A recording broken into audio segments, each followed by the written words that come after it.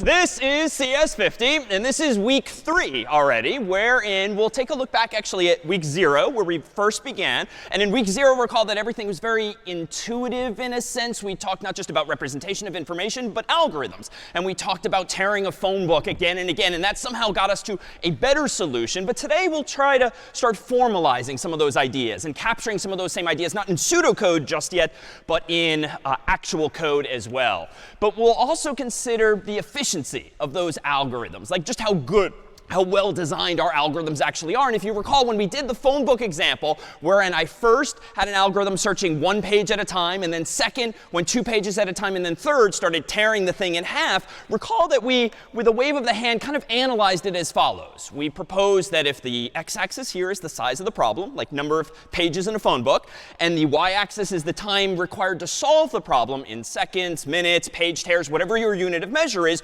recall that the first algorithm was this straight line, such that if you had n pages in the phone book, it might have this slope of n. And there's this one-to-one relationship between pages and tears. 2 pages at a time, of course, was twice as fast, but still really the same shape. The yellow line here indicating that, yeah, it's n over 2, maybe plus 1 if you have to double back, as we discussed. But it's really still fundamentally the same algorithm, 1 or 2 pages at a time. But the third algorithm, recall, was this one here in green, where we called it logarithmic in terms of how fast or how slow it was. And indeed, the implication of this algorithm was that we could even double the size of the phone book, and no big deal, 1 additional page tear, and we take yet another 1,000-page byte out of the phone book. So today, we'll revisit some of these ideas, formalize them a bit, but also translate some of them ultimately to code. And all of that now is possible because we have this lower level understanding, perhaps, of like what's actually inside of your computer. This, of course, is your computer's RAM or memory. And recall that if we kind of start to abstract this away, your computer's memory is really just a grid of bytes. In fact, we don't have to look at the hardware anymore. And we looked at a grid of bytes like this, whereby each of these bytes could be used to store a char, an int, a long, or even an entire string at that. But let's focus perhaps just on a subset of this, because last week, of course, we emphasized really arrays, storing things in arrays. And that allowed us to start storing entire strings, sequences of characters, and even arrays of integers if we wanted to have multiple ones and not just multiple variables as well. But the catch is that if you look inside of an array in the computer's memory, and for instance, suppose these integers here are stored, it's pretty easy for us humans to glance at this and immediately find the number 50. You sort of have this bird's eye view from where you're seated of everything on the screen, and so it's pretty obvious how you get to the number 50. But in the world of computers, of course, it turns out that this is hardware, and computers, for today's purposes, can only do one thing at a time. They can't just take it all in and find instantly some number like 50. So perhaps a decent metaphor is to consider the array of memory inside of your computer really as a sequence of closed doors. And if the computer wants to find some value in an array, it has to do the digital equivalent of opening each of these doors one at a time. Now, how can code do that? Well, of course, we introduced indices or indexes last week, whereby we, by convention, call the first element of an array location 0, the second location 1, the third location 2, and so forth, so-called 0 indexed. And this allowed us to now bridge this conceptual world of like what's going on in memory with actual code, because now we had this square bracket syntax via which we could go searching for something if we so choose. And it turns out if I now paint these red instead of yellow, it would seem that we actually have a pretty good physical metaphor here standing in place for what would be a computer's array of memory if, for instance, you're storing some 7 numbers like that. And so today we begin with a look of a specific type of algorithm. That is for searching. Like searching is all over the place. All of us have probably gone to google.com or some equivalent like already multiple times per day. And getting back answers fast is what companies like Google are really good at. So how are they doing that? How are they storing information in computers' memory? Well, let's consider what this really is. It's really just a problem, as it was back in week 0. The input, though, to the problem for now might be this array of 7 lockers. So that's the input to the problem, inside of which is a number. And maybe for simplicity now, we just want a yes, no, a true, false answer, a bool, that is to say, of whether or not some number, like 50, is in that array. It's not quite as fancy as Google. That doesn't just tell you, yes, we have search results. It actually gives you the search results. But for now, we'll keep it simple and just output as part of this problem, yes or no, true or false. We have found the number we're looking for given an input like that array. But it turns out, inside of this black box that we keep coming back to, there's all sorts of possible algorithms. And we talked about this at a high level conceptually in week 0 with the phone book. But today, let's consider it a little more concretely by way of a game that some of you might have grown up with, namely Monopoly. And so behind these doors, it turns out, will be hidden some denominations of Monopoly money. But for this, we now have 2 volunteers, if you'd like to greet the world. Hi, I'm Jackson. Yay. Hi, my name is Stephanie. And do you want to say a little something about yourselves, years, house, storm? I'm a first year living in Matthews. Nice. And I'm a first year in Canada. Nice. Well, welcome to our 2 volunteers. So why don't we do this? Would one of you like to volunteer the other to go first? I'll go first. OK. All right, so Stephanie's up first. And behind one of these doors here, we've hidden the Monopoly Money 50. And so we'd like you to find the 50. We'll tell you nothing more about the lockers, but we would like you to execute a certain algorithm. And in fact, I'm going to give you some pseudocode for this. And I'm going to give you the name for it. It's called linear search. And as the name implies, you're pretty much going to end up walking in sort of a straight line. But how are you going to do this? Well, let me propose that in a moment, your first step will be to think kind of like a loop for each door from left to right. What do we want you to do on each iteration? Well, if 50 is behind that door, then we want to go ahead and have you return true and sort of hold up the 50 proudly, if you will, for the group. Otherwise, if you get through that whole loop and you haven't found the number 50, you can just throw up your hands in disappointment. False. You've not found the number 50. So to be clear, step 1 is going to be for each door from left to right. How would you like to begin?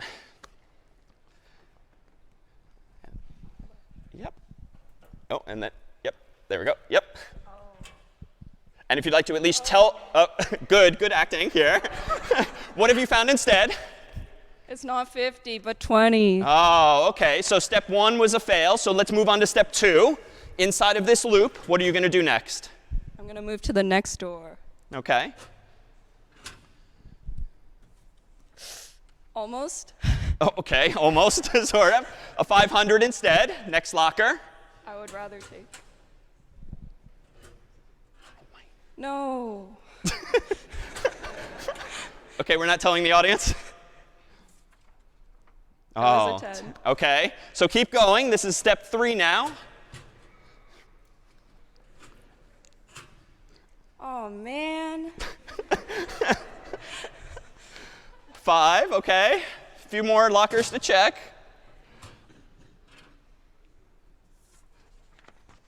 A little sad, guys. All right, second to last step. This one, no. Kind of close. All right. And finally, the last step. Clearly, you've been perhaps set up here. Let's go. All right. So the number 50. And Stephanie, if I may, let me ask you a question here. So on the screen, this is the pseudocode you just executed. Suppose, though, I had done what many of us have gotten to the habit of doing when you have a if condition. You often have an else branch as well. Suppose that I had done this now. And I'm marking it in red to be clear this is wrong. But what would have been bad about this code using an if and an else, might you say? Any instincts?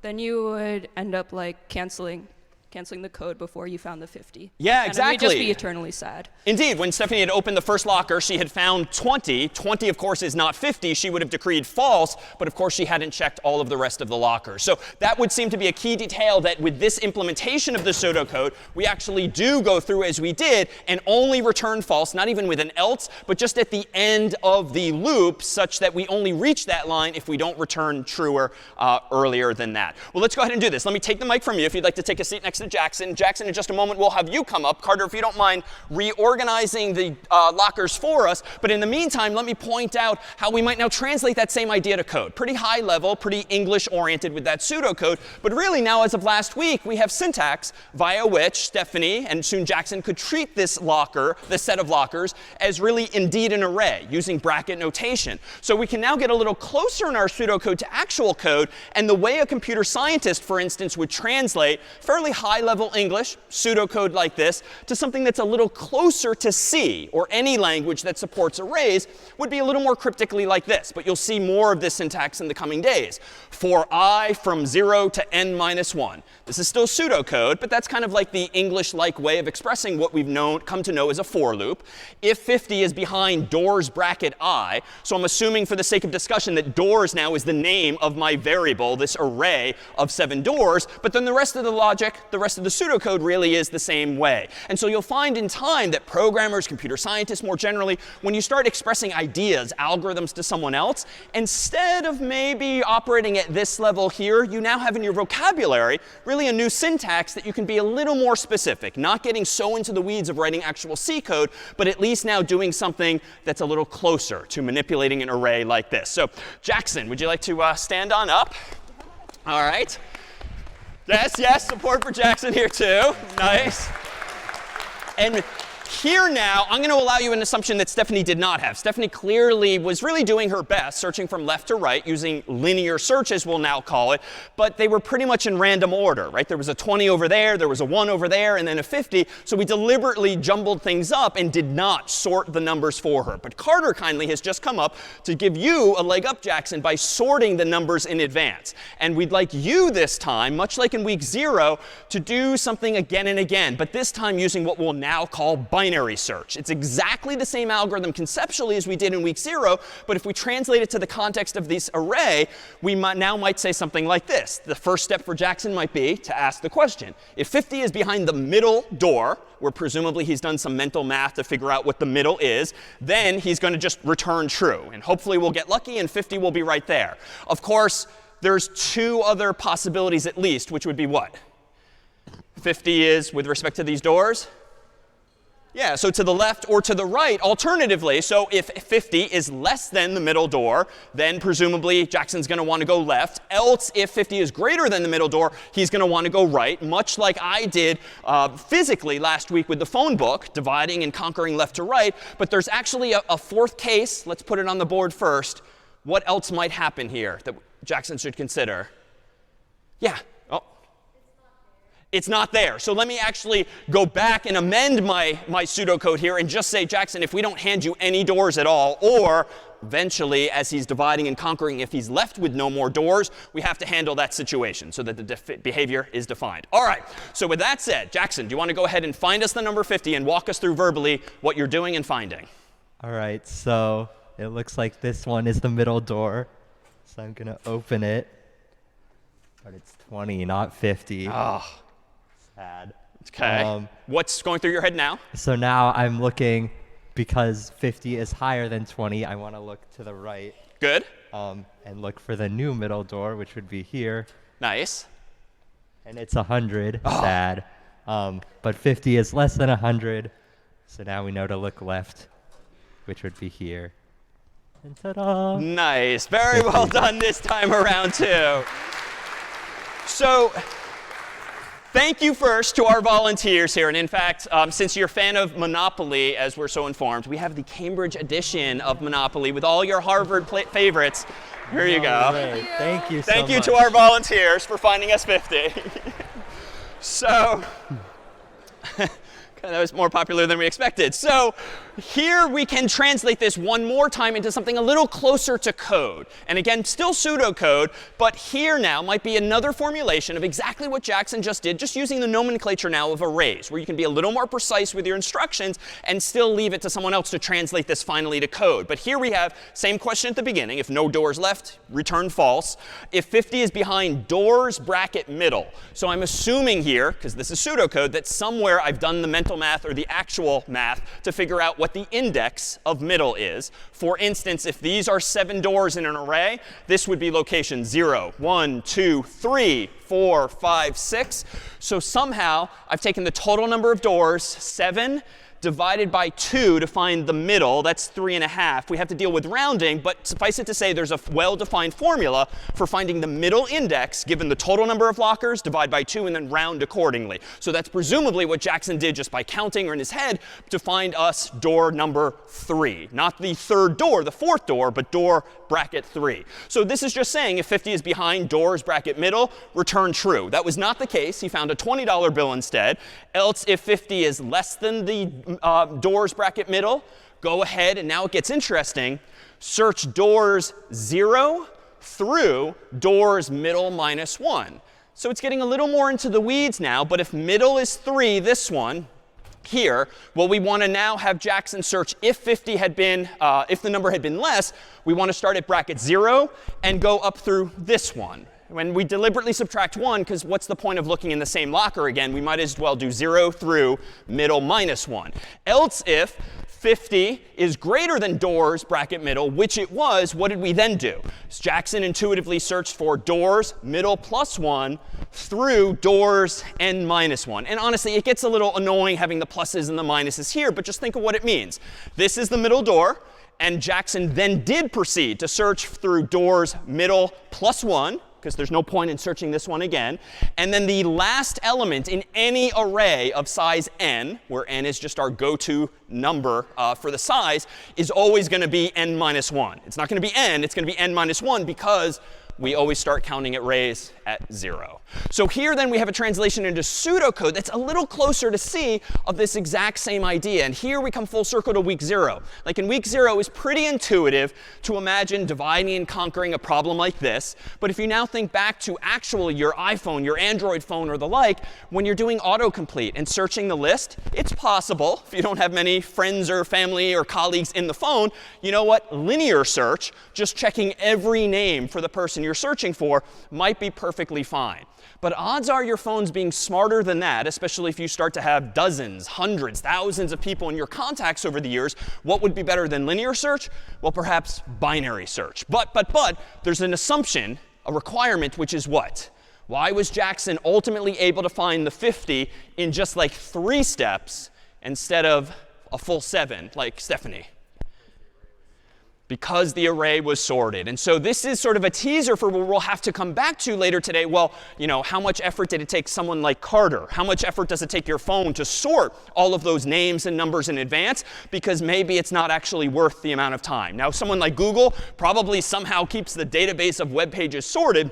You can imagine it being super slow if when you type in cats or something else into google.com, if they searched linearly over their entire data set. Ideally, they're doing something a little smarter than that. So we'll formalize now exactly this kind of analysis. And it's not going to be so much mathy as it still will be intuitive. But we'll introduce you to some jargon, some terminology that most any programmer or computer scientist might use when analyzing their own algorithms. Let's formalize now what this kind of analysis is. So right now I claim binary search better than linear search. But how much better and why exactly? Well, it all comes back to this kind of graph. So this, recall, is how we analyzed the phone book back in week 0. And recall that indeed we had these formulas, rough formulas that describe the running time of those 3 algorithms. 1 page at a time, 2 pages at a time, and then tearing the thing again and again in half. And precisely, if you counted up the number of pages I was touching or the number of pages I was tearing, it's fair to say that the first algorithm, in the worst case, might have taken n total pages. It didn't, because I was searching for John Harvard at the time, which is somewhat early in the alphabet. But if I were searching for someone with the last name of Z, I would have had to keep going and going, in the worst case, through all n pages. Not as bad for the second algorithm, and that's why we do n divided by 2. And even that's a bit of a white lie right? It's probably n divided by 2 plus 1 in case I have to double back. But again, I'm sort of doing this more generally to capture the essence of these things. And then we really got into the weeds with like log base 2 of n for that third and final algorithm. And at the time, we claimed anytime you're dividing something in half, in half, in half, odds are there's going to be some kind of logarithm involved. And we'll see that today. But today, we're going to actually start using computer science terminology. And we're going to sort of formalize this imprecision, if you will. We are not going to care generally about exactly how many steps some algorithm takes, because that's not going to be that enlightening, especially if maybe you have a faster computer tomorrow than you did today. It wouldn't really be fair to compare numbers too precisely. We really kind of want to, with a wave of the hand, just get a sense of roughly how slow or how fast an algorithm is. So the notation here is deliberate. That is literally a capital O, often italicized, referred to as big O. And so the first algorithm is in big O of n. The second algorithm is in big O of n divided by 2. The third algorithm is in big O of log base 2 of n. But even that is kind of unnecessary detail. When using big O notation, you really don't care about, we'll see, the smaller ordered terms, right? We're not going to care about the divided by 2. Because you know what? The shape of these algorithms is almost the same. And really, the algorithm itself is sort of fundamentally the same. OK, instead of 1 page at a time, I'm doing 2. But if you throw millions of pages, billions of pages at me, those algorithms are really going to kind of perform the same as n gets really large, goes off toward infinity. And the same is true for logarithms. Even if you're a little rusty, it turns out that whether you do the math with log base 2, log base 3, log base 10, you can just multiply one by the other to really get the same formula. So this is only to say a computer scientist would generally say that the first 2 algorithms are on the order of n steps. The third algorithm is on the order of log n steps. And we don't really care precisely what we mean beyond that. And this big O notation, as we'll see, and actually let me zoom out. If you can imagine suddenly making the x-axis much longer, so more pages on the screen at once, it is indeed going to be the shapes of these curves that matter. Because imagine in your mind's eye, as you zoom out, zoom out, zoom out, zoom out, and as n gets much, much, much bigger on the x-axis, the red and the yellow line are essentially going to look the same once n is sufficiently large. But the green line is never going to look the same. It's going to be a fundamentally different shape. And so that's the intuition of big O, to get a sense of these rates of performance like this. So here then is big O. Here is perhaps a cheat sheet of like the common formulas that a computer scientist, certainly in an introductory context, might use when analyzing algorithms. And let's consider for a moment which of our first 2 algorithms, linear search and binary search, fall into these categories. So I've ordered them from sort of slowest to fastest. So order of n squared. It's not something we've actually seen yet, but it tends to be slow because it's quadratic. You're doing n times n. That's got to add up to a lot of steps. Better today is going to be n log n. Even better is going to be n. Even better than that is log n. And best is so-called order of 1, like 1 step, or maybe 2 steps, maybe even 1,000 steps, but a fixed, finite number of steps that never changes no matter how big n is. So given this chart, just to be clear, linear search, let's consider the worst case. In the worst case, how many steps did it take someone like Stephanie to find the solution to the problem, assuming not 7 doors, but n doors? Yeah. So on the order of n. And in this case, it's exactly n. But you know what? Maybe it's arguably 2n, right? Because it took Stephanie a couple of steps. Like she had to lift the latch. She had to open the door. Maybe it's 3 steps. She had to show the money. So now it's 3n, 2n. But there, we don't really care about that level of precision. We really just care about the fundamental number of operations. So we'll say yes on the order of n. So that might be an upper bound, we'll call this, for linear search. And how about binary search? In Jackson's case, or in general, me in week 0, if there's n doors, how many steps did it take Jackson or me using binary search? In this case, it was literally 3, but that's not a formula. Yeah, so it's on the order of log n. And indeed, if there's 7 doors, well, that's almost 8 if you just do a little bit of rounding. And indeed, if you take log base 2 of 8, OK, so that does actually give us 3. So the math actually checks out. And if you're not comfy with logarithms, no big deal. Just think about it intuitively. Logarithm of base 2 is just dividing something again and again. So on this chart, when we consider big O, which to be clear allows you to describe the order of an algorithm's running time, like the magnitude of it, but it also describes more specifically an upper bound. So in the worst case, for instance, these are pretty good measures of how good, or rather of how bad linear search and binary search might be. Why? Well, suppose you're searching a 1,000-page phone book and the person's name starts with Z. The algorithm's still going to be on the order of n steps. Why? Because it might take you as many as all n steps to find it. Now, that's not necessarily going to be the case in practice. If I use big O as an upper bound, well, it would be nice if there's sort of a corresponding lower bound, especially if you want to consider not just worst cases, but maybe best cases.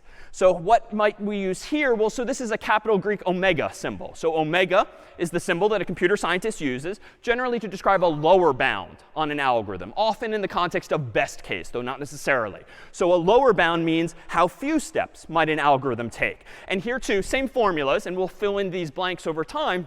Some algorithms might always take a minimum of n squared steps, or on the order of n steps. Some might only take n log n, or log n, or 1. So something like linear search. When Stephanie started with linear search, she didn't get lucky this time on stage, but what if she had and the first door she opened were 50? How might you then describe the lower bound on linear search in this so-called best case using this list of possible answers? Yeah. Yeah, so omega of 1. So in the best case, the lower bound on how many steps it might take linear search to find something might just be 1 step. Why? Because maybe Stephanie had gotten lucky and we had pre-filled these lockers with the numbers in some other order such that she might have opened the first locker and voila, the number 50 could have been there. So a lower bound arguably could indeed be omega of 1 for linear search. And how about now for Jackson? He used binary search, so he dived right into the middle of the problem. But what would be a lower bound on binary search using this logic? Yeah. Yeah, so again, omega of 1. Why? Because maybe he just gets lucky. And indeed, right in the middle of the lockers could have been the number 50. It wasn't. And so more germane in Jackson's actual practice would have been the big O discussion. But big O and omega, upper bound and lower bound, just allow a computer scientist to kind of wrestle with what could happen maybe in the worst case, what can happen in the best case, and you can even get even more precise, like the average case or the like. And this is indeed what engineers might do at a whiteboard in a company, in a university, when designing an algorithm and trying to make arguments as to like why their algorithm is better than someone else's by way of these kinds of analyses. And just so you've seen it, it turns out that if some algorithm happens to have an identical upper bound and lower bound, you can actually use a capital Greek theta as well. And this is the last of the Greek symbols today. But a Greek theta indicates a coincidence of both upper bound and lower bound. That is, they are one and the same. That was not the case for our discussion a second ago of linear search, not the case for binary search, but you could use the same kinds of formulas if it turns out that your upper bound and lower bound are the same. So for instance, if I were to count everyone, like literally in this room, 1, 2, 3, 4, 5, 6, and so forth, you could actually say that counting in that way is in theta of n, right? Because in the best case, it's going to take me n points at the people in the audience. In the worst case, it's going to take me n. It's always going to take me n steps if I want to count everyone in the room. You can't really do better than that unless you skip people. So that would be an example off the cuff of something where theta is instead germane. Are any questions now on big O, on omega, or theta, which are now just more formal tools in the toolkit for talking about the design of our algorithms? Any questions? No? Seeing none? Yeah, oh, is this yes? No? OK, so we're good. So let's go ahead and translate this perhaps to some actual code. Let me go over to VS Code here, and let's see if we can't now translate some of these ideas to some actual code. Not so much using new syntax yet. We're going to still operate in this world of arrays like last week. So let me go ahead and create a program called search.c by executing code space search.c in my terminal. And then up here, let's go ahead and include our usual. So include cs50.h so I can get some input. Include standard.io.h so I can print some output. We'll do int main void, which the meaning of which we did start to tease apart last week. The fact that it's void again today just means no command line arguments. And let me go ahead and do this. let me go ahead and declare, just for discussion's sake, a static array, like an array that never changes. And the syntax for this is going to be give me an array called numbers using the square bracket notation. And I'm going to immediately initialize it to 20, 500, 10, 5, 100, 1, and 50, reminiscent of those same denominations as before. So this is a slightly new syntax that we've perhaps not seen. And the curly braces here, which are different from for loops and while loops and functions, just tell the compiler, please give me an array of whatever size this is containing those numbers left to right. I could alternatively use last week's syntax of saying something like this. Let's see, 1, 2, 3, 4, 5, 6, 7 denominations. I could alternatively do this. And then I could say numbers bracket 0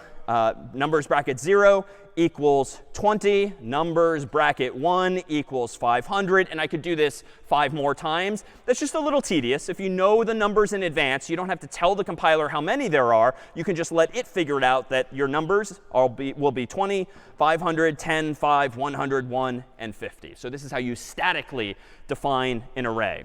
All right, let me just go ahead and ask the user now for a number. We'll call it n by using getInt and prompting them for a number. So nothing new there. And now let me go ahead and implement linear search.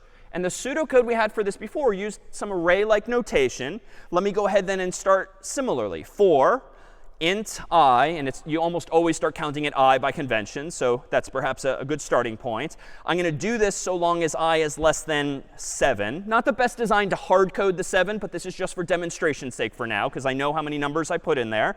And then I'm going to do I++.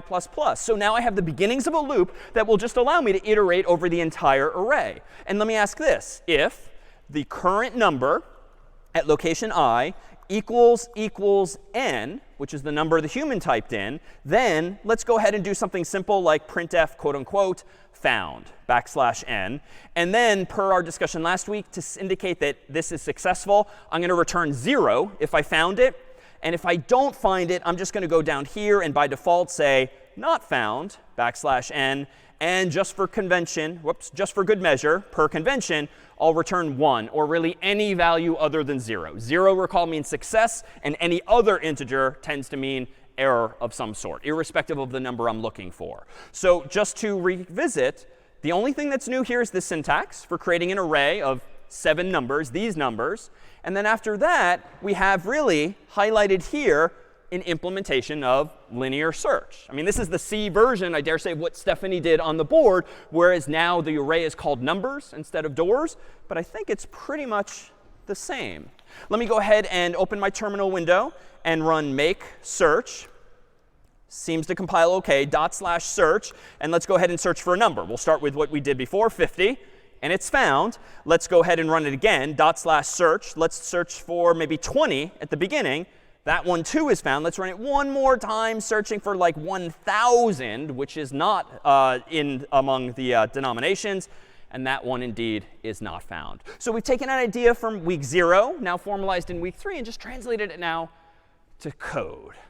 Questions on this implementation of linear search? Linear search. Nothing. Oh.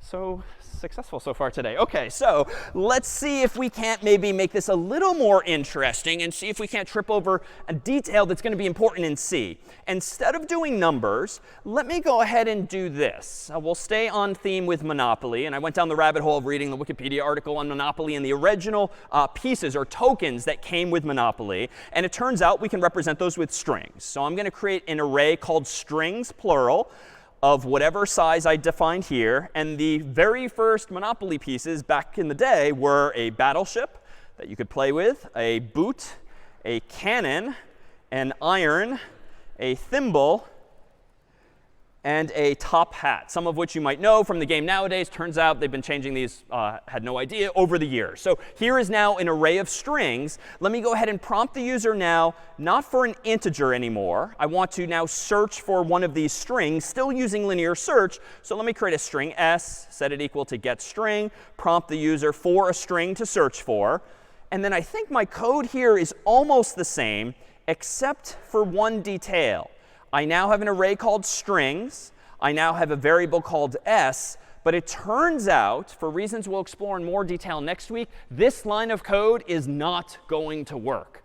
And it turns out the reason has to do with what we discussed last week of like what a string really is. And what is a string again? A string is an array. And it turns out, though, that equals equals is not going to generously compare all of the characters in an array for you just because you use equal equals. It turns out it's not going to compare every letter. And so thankfully, there is in the string library that we introduced last week a solution to this problem. The reason for the problem we'll explore in more detail next week. But for now, just know that when you want to compare strings in C, especially if you've come into the class knowing a bit of Java or Python or some other language, you cannot use equals equals. Even though you could in Scratch, you cannot in C. So what I have to actually do here is this. I have to ask the question, does the return value of a function called strcompare or strcomp equal 0 when passed in the current string and that user input? So if you read the documentation for this function called strcompare, you'll see that it takes two strings as input, first one and second one.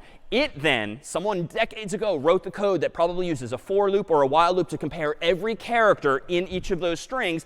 And it turns out it returns 0 if they are in fact equal. Turns out, too, it will return a positive number or a negative number in other situations. Any intuition for why it might actually be useful to have a function that allows you to check if two strings are equal? If they're not equal, what else might be interesting to know when comparing two strings? Or if certain values are? OK, possibly. Maybe you want to know just how similar they are. And that's indeed an algorithm unto itself. But strcompare is a little simpler than that.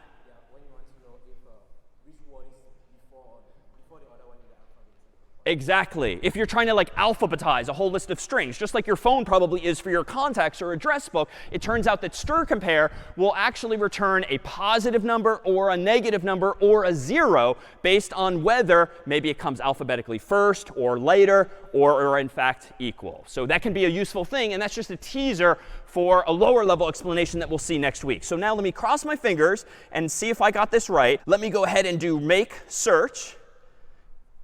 Did compile, OK, albeit slowly, /search. And let's search for something like the thimble.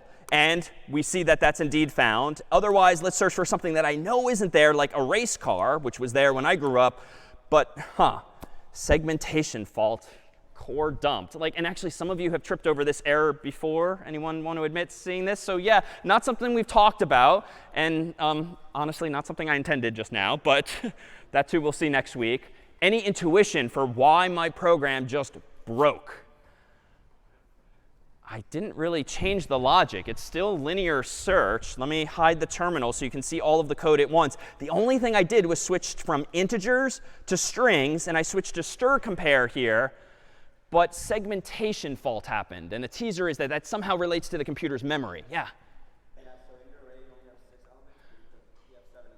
Yeah, and this is subtle, but spot on. So 1, 2, 3, 4, 5, 6 elements total in this array versus the 7 numbers of Monopoly denominations that we had earlier. And this is where, see, sort of case in point, this came back to bite me. The fact that I hard-coded this value as opposed to maybe separating it out as a constant or declaring it higher up kind of bit me here, because now I'm iterating over an array of size 6. But clearly, I'm going one step too far, because I'm literally going to iterate 7 times, not 6. So it's as though I'm looking at memory that's over here. And indeed, next week, we'll focus on memory. And that's just a bad thing. So odds are, not even seeing your code from this past week, if any of you have had segmentation faults, odds are you touched memory that you shouldn't have. You maybe looped too many times. You might have used a negative number to get into your array. In general, you touched memory that you shouldn't have. And you touched a segment of memory that you shouldn't have. The fix, though, at least in my case, is simple. Just don't do that. So let me go ahead and recompile this. Make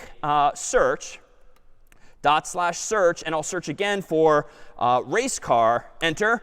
And now it does not crash, but it does tell me it's not found. So subtle, but something you might yourself have tripped over already. Questions then on what I just did, intentionally or otherwise? Yeah, in front.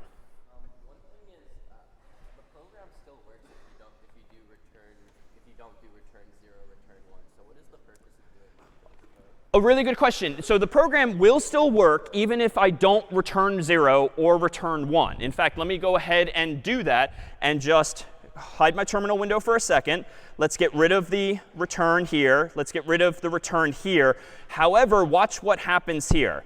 Let me go ahead and recompile this, make search. Let me scroll up in my code here.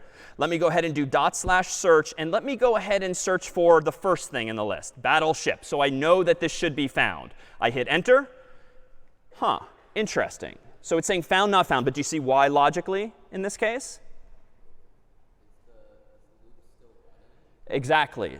So the loop is still running. So there's a couple of solutions to this. I could, for instance, somehow break out of the code here, but that's going to still result in line 18 executing. I could then instead just return here. I don't strictly need to return 1 down at the bottom, but I made this claim last week that it tends to be helpful as your programs get more sophisticated to at least signify, just like a real world programmer, error codes when something goes wrong. So returning 0 in main is the easiest way to signify my code is done. I'm ready to exit successfully. That's it. But down here, I could absolutely still return 0 because it's not a huge deal. It's not really an error that deserves annoying the user with some kind of pop-up that something went wrong. But return 1 is just a lower level way of signaling, it didn't really find what I was looking for. And remember from last week, you can see this as follows. If I recompile this again, now that I've reverted those changes, so make search, and if I do /search and search for battleship, which is indeed found, recall I can execute this magical command echo $? Which you're not going to often execute, but it shows you what main returned. If I run search again and search for race car, which is not found, I see not found, but I can also run this command again and see that, oh, it returned 1. So now if you fast forward a few months, a few years, when you're actually writing code in a company or for larger projects, you might want to be automating software. You might not want the human to necessarily be running it manually. You might want code to be automated by some nightly process or something like that. Using these exit codes, can a program determine yes or no that other code succeeded or failed? Other questions on linear search in this way? No? All right, well, let's translate this to one other feature of C here by incorporating these two ideas now into one other program. So I'm going to create a phone book in C by doing code space phonebook.c. And let's combine some of these ideas and implement this notion of like searching a phone book for an actual name and getting back a number. So I'm going to go ahead and quickly include some of the same things, cs50.h so we can get input, standard.io.h so we can print output, and I'm going to preemptively include string.h in case we need that one as well.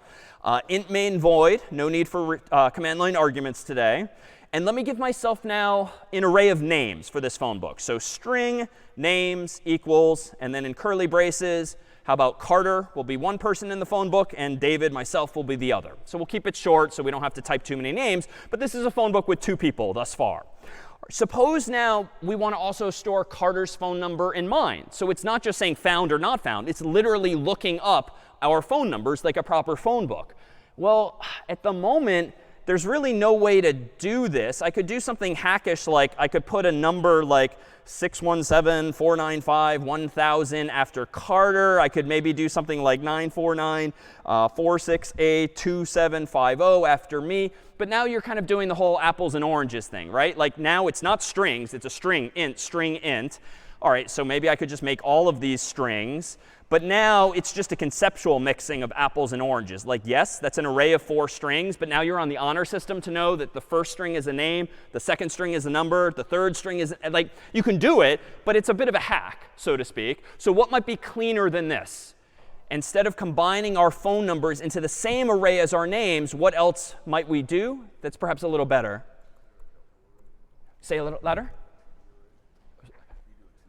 A 2D array, possibly something we could do. I'm going to keep it even simpler now because we haven't used those by name, even though that is, we saw last week, technically what argv is. What else could I do if I want to store names and numbers? Yeah. Yeah, let me go with this suggestion. Just it's a little simpler. Rather than complicate things in literally different dimensions, let me go ahead and do string.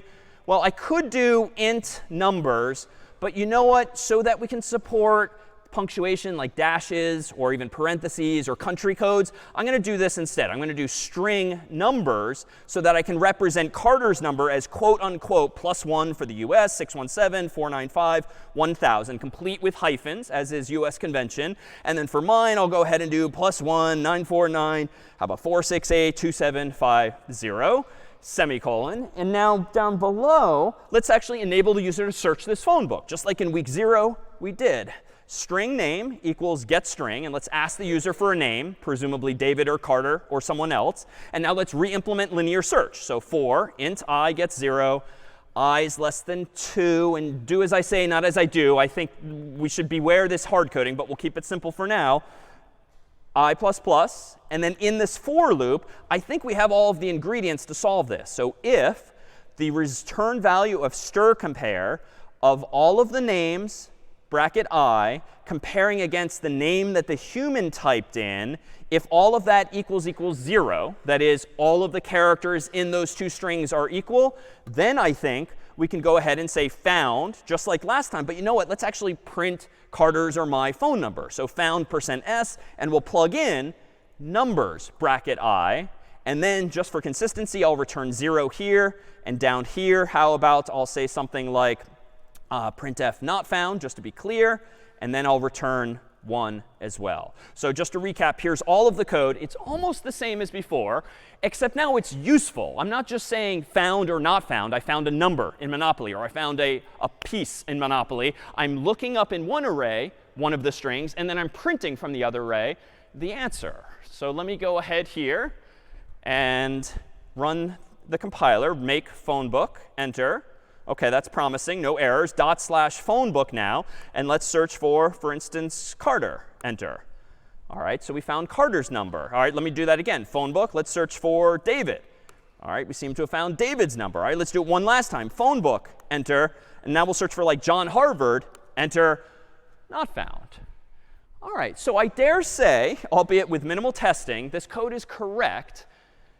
Would anyone now like to critique the design? Does something rub you the wrong way, perhaps, about this approach here? And as always, think about how, if the program maybe gets longer, more complicated, how decisions like this might unfold. Yeah? OK, so if I is less than 2, so technically, if I change the number of people in this phone book, I'm going to have to update I. And we've already seen that I get myself into trouble. So that's bad design. Good.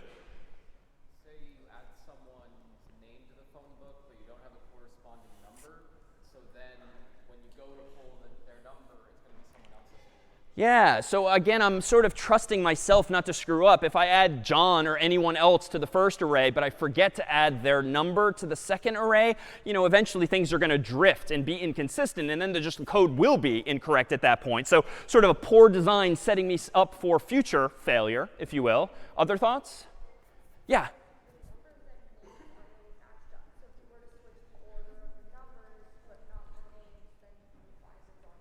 Yeah, really good. We're assuming the same order. From left to right, the names go, and from left to right, the numbers go. But that's kind of just the honor system. Like, there's literally nothing in code preventing me from reversing the order for whatever reason, or maybe sorting the names. Like, they're sorted now, and maybe that's deliberate, but maybe it's not. So this honor system here, too, is just not good, right? I could put a comment in here to remind myself, to note to self, always update arrays the same way. But that's something's going to happen eventually, especially when we have not 2, but 3, but 30, 300 names and numbers. It would be nice to keep all of the related data together. And so, in fact, the one new feature of C we'll introduce today is one that actually allows us to implement our very own data structures. You can think of arrays as a very lightweight data structure in that it allows you to cluster related data back to back to back to back. And this is how strings are implemented. They are a data structure effectively implemented with an array.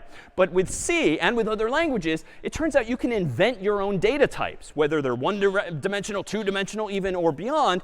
And with C, can you specifically create your own types that have their own names. So for instance, wouldn't it have been nice if C came with not just char and int and float and long and others? Wouldn't it be nice if C came with a data type called person? And ideally, a person would have a name and a number. Now, that's a little naive and unrealistic. Like, why would they define a person to have just those two fields? Certainly, people could have disagreed what a person is. So they leave it to us. Like, the authors of C gave us all of these primitives, ints and floats and strings and so forth. But it's up to us now to use those in a more interesting way so that we can create an array of person variables, if you will, inside of an array called people, just to pluralize it here. So how are we going to do this? Well, for now, let's just stipulate that a person in the world will have a name and a number. That we could argue all day long what else a person should have, and that's fine. You can invent your own person eventually. At the moment, I'm using just two variables to define a person's name and number. But wouldn't it be nice to encapsulate, that is, combine these two data types into a new and improved data type called person? And the syntax for that is going to be this. So it's a bit of a mouthful, but you can perhaps infer what some of this is doing here. So it turns out C has a keyword called typedef. As the name kind of suggests, this allows you to define your own type. Struct is an indication that it's a structure. It's like a structure that has multiple values inside of it that you are trying to define. And then at the very bottom here, outside of the curly braces, is the name of the type that you want to create. So you don't have discretion over using typedef or struct in this particular case, but you can name the thing whatever you want. And you can put anything in the structure that you want as well. And as soon as this semicolon is executed at the bottom of the code, every line thereafter can now have access to a person data type, whether as a single variable or as an entire array. So if I want to build on this then, let me go ahead and do this. Let me go back to my C code here, and I'm going to go ahead and change just a couple of things. Let's go ahead and do this. I'm going to go ahead and first get rid of those two hard-coded arrays, and let me go ahead and at the top of my file, invent this type. So typedef struct. Inside of it will be a string name and then a string number. And then the name of this structure will be person. And best practice would have me define it at the very top of my file so that any of my functions, in fact, could use it, even though I just have main in this case. Now, if I wanted, I could do this, like person p1 and person p2. But we know from last week, like that already is bad design. If you want to have multiple instances of the same type of variable, we should probably use what instead?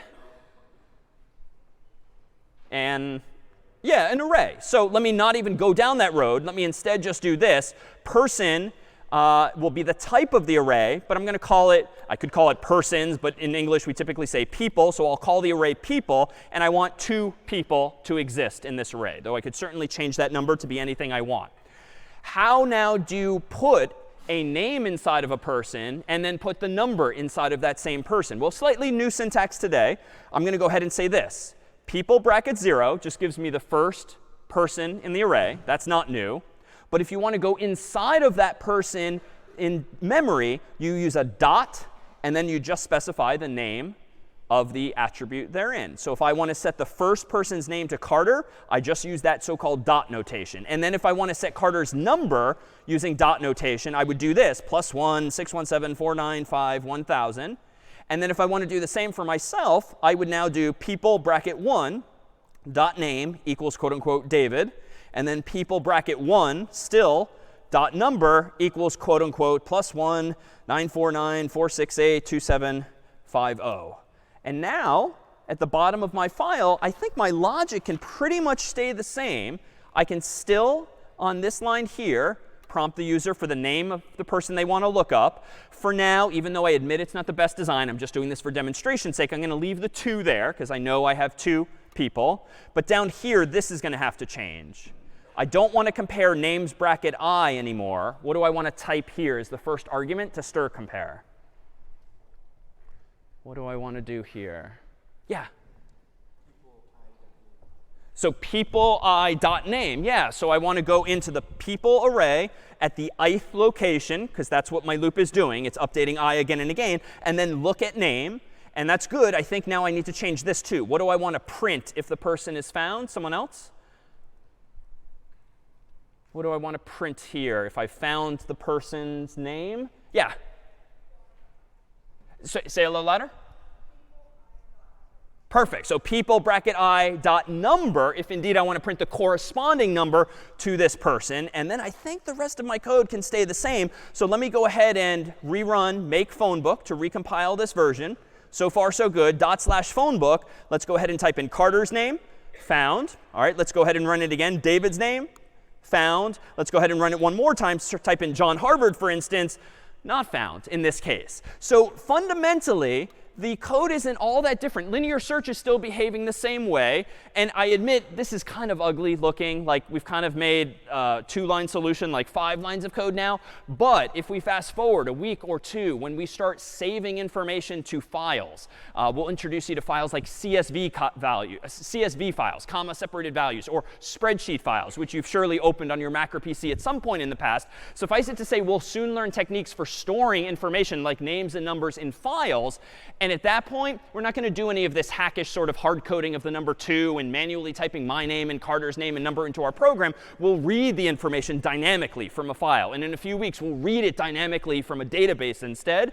But this is, for now, just syntactically how we can create an array of size 2 containing 1 person each. We can update the name and number of the first person, update the name and the number of the second person, and then later search across those names and print out the corresponding numbers. And in this sense, this is a better design. Why? Because my person data type encapsulates now everything that it means to be a person, at least in this narrow world. And if I want to add something to the notion of a person, for instance, I could go up to my typedef and tomorrow add an address to every person and start reading that in as well. And now it's not the honor system. It's not a names array, a numbers array, an addresses array, and everything else you might imagine related to a person. It's all encapsulated, which is a term of art, inside of the same type. Reminiscent, if some of you have programmed before, of something called object-oriented programming, but we're not there yet. C is not that. Questions on this use of struct or this new syntax? The dot operator being really the juicy part here. Any questions? Yeah?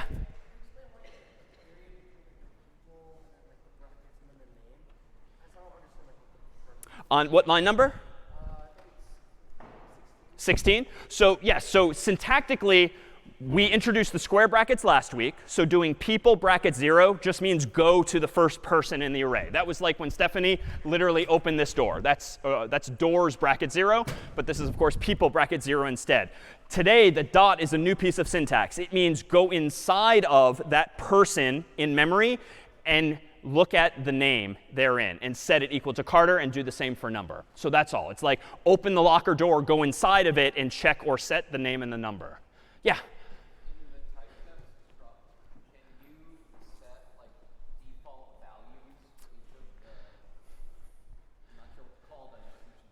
Attributes is fine. Good question. In the struct, can you set default values? Short answer, no. And this is where C becomes less featureful than more modern languages like Python and Java and others, where you can, in fact, do that. So when we transition to Python in a few weeks' time, we'll see how we can start solving problems like that. But for now, it's up to you to initialize name and number to something. Yeah?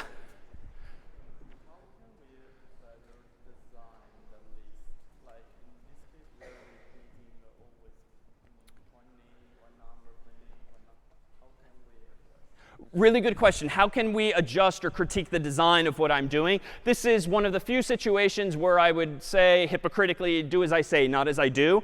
I am using pretty ugly lines like this just to introduce the syntax. But my claim pedagogically today is that eventually when we start storing names and numbers or other things in files or in databases, you won't have this redundancy. You'll have 1 line of code or 2 lines of code that read the information from the file or database and then fill the entire array with that data. For now, I'm just doing it manually so as to keep our focus only on the new syntax, but that's it. So forgive the bad design by design today. Other questions on this? All right. That's been a lot already. Why don't we go ahead and take our 10-minute break with snacks first? We have some delightful brownies in the lobby. All right. We are back, and up until now, it clearly seems to be a good thing if your data is sorted because you can use binary search. You know a little more, something more about the data. But it turns out that sorting in and of itself is kind of a problem to solve too. And you might think, well, if sorting is going to be pretty fast, we absolutely should do it before we start searching, because that'll just speed up all of our searches. But if sorting is slow, that kind of invites the question, well, should we bother sorting our data if we're only going to search the data maybe once, maybe twice? And so here is going to be potentially a trade-off. So let's consider what it means really to sort data. In our case, it's just going to be simple and use numbers, but it might, in the case of the Googles of the world, be actual web pages or persons or the like. So here is our typical picture for sorting input, for solving any problem. Input at left and output at right. The input to our sort problem is going to be some unsorted set of values, and the output ideally will be the same set of values sorted. And if we do this concretely, let's suppose that we want to go about sorting this list of numbers: 7, 2, 5, 4, 1, 6, 0, 3. So it's all of the numbers from 0 to 7, but they're somehow jumbled up randomly. That's going to be the input to the problem, and the goal is now to sort those so that you indeed get out 0, 1, 2, 3, 4, 5, 6, 7 instead. So it turns out there's lots of different ways we can actually sort numbers like these here. And in fact, just to complement our search example earlier, could we perhaps quickly get some 8 volunteers to come up if you're comfortable appearing on the internet? If you want to do 1, OK, 2, 3, 4, 5, 6, 7, 8. How about? All right, come on down. All right. Come on over here, and I'll give you each a number. And if you want to start to organize yourselves in the same order you see the numbers on the board. OK. So look up on the overhead and organize yourselves from left to right in that same order. And let's have the first of you perfect. If you want to come right over here, how about right in line with this? Sure. All right, and a few more numbers. All right, number 2. 6, and perfect. Just the right number. All right. No. Uh-oh. All right, there we go. Number 3. All right, so let's just do a quick check. We have 7, 2, 5, 4, 1, 6, 0, 3. Very good so far. Do you want to just scooch a little this way just to make a little more room? All right, and let's consider now who we have here on stage. You want to each say a quick hello to the audience? Hi, my name is Ryan. I'm a first year from Pennypacker. Hi, my name's Itzel. I'm a first year at Strauss. Hi, my name is Lucy, and I'm a first year from Greeno. Hi, my name is Shiloh. I'm a first year in Wigglesworth. Hi, my name's Jack, and I'm a first year in Strauss. Hi, my name is Catherine. I'm a first year in Strauss. Hi, my name is Michael, and I'm a first year at Pennypacker.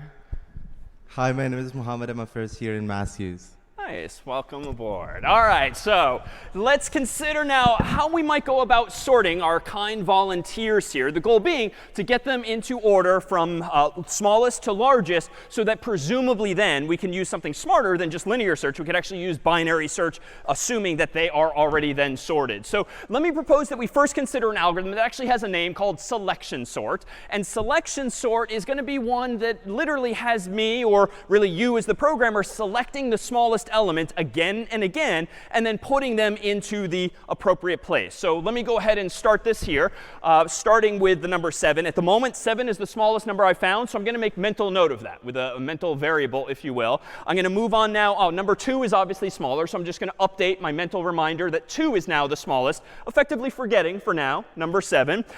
5, not smaller. 4, not smaller. 1, smaller, and I'm going to make mental note of that. 6, not smaller. 0, even smaller. I'll make mental note of that, having forgotten now everything else. And now number 3 is not smaller. So what's your name again? Michael. So Michael is number 0. He belongs, of course, way down there, but unfortunately you are Ryan?